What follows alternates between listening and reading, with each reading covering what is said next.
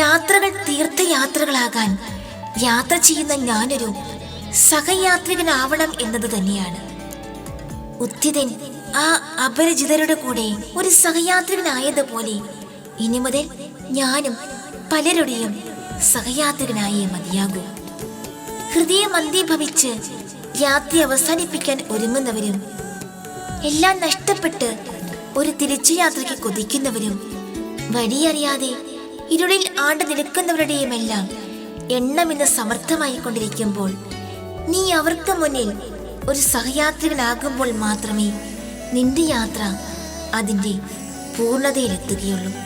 അതിനാൽ നമുക്കും സഹയാത്രികരാകാം.